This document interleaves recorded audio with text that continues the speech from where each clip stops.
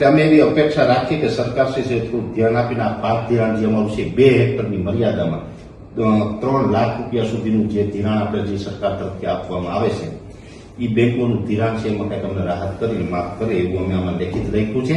બીજો એક મુદ્દો તમને સાથે સાથે એક મૌખિક આપણું એક સારી યોજના છે, સરકારની ખૂબ સારી યોજના પણ છે. 3 લાખ રૂપિયા સુધીનું પાક ધિરાણ હોય ને એમાં 0% વ્યાજ, ખેડૂતે કઈ વ્યાજ નહીં દેવાનું. પણ એની અંદર યોજના એવી છે કે 7% થી બેંક ડેબિટ કરે છે, પછી 3% કેન્દ્ર સરકાર આપણા ખાતામાં જમા કરે, 4% છે રાજ્ય સરકાર જમા કરે. હવે જે રાજ્ય સરકાર જે જમા કરે ને એ ત્યાં થોડીક પેન્ડિંગ પણ છે, તો રાજ્ય સરકારની જે રકમ પેન્ડિંગ છે એ 4% રકમ પણ દરેક ખેડૂતને થોડુંક મળી જાય. તો અત્યારે આર્થિક રીતે અમે બધા થોડા ભીડમાં છે તો બધું કામ લાગે, એટલે આ આટલી માગણી છે. એટલે આ માગણી સાથે અમે લેખિતમાં કૃષિ મંત્રી સાહેબને આપીએ છીએ.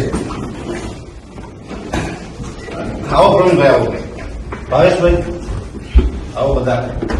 અને મહત્વની વાત છે કે કૃષિ મંત્રી સાહેબ આજે અમને ઘણો સમય પણ આવ્યો, ઘણું બધું જાણવા મળ્યું. કૃષિ ભવનની અંદર પણ ઘણું બધું જોવા જેવું છે. ખેડૂતો માટે સારી બધી ઘણી બધી અહીંયા વ્યવસ્થા પણ છે. અને આ વ્યવસ્થાની સાથે જીતુભાઈ વાઘાણી અમને સમૂહમાં બધાને એક સાથે સમૂહમાં રૂબરૂ મળ્યા છે, અમારી વાત સાંભળીને. એક પછી પોતે ખેડૂત છે, એટલે પોતે ખેડૂત છે એટલે પણ આપણી વાતને સમજી શકે છે અને પોતે આ વાતને ગંભીરતાથી પોઝિટિવલી લઈને જેટલું પણ સારું થાય એટલું અત્યારે કરે જ છે સાહેબ સારું. પણ હજી છતાં સરકારે શું કર્યું, 16,500 ગામમાં 100% નુકસાન.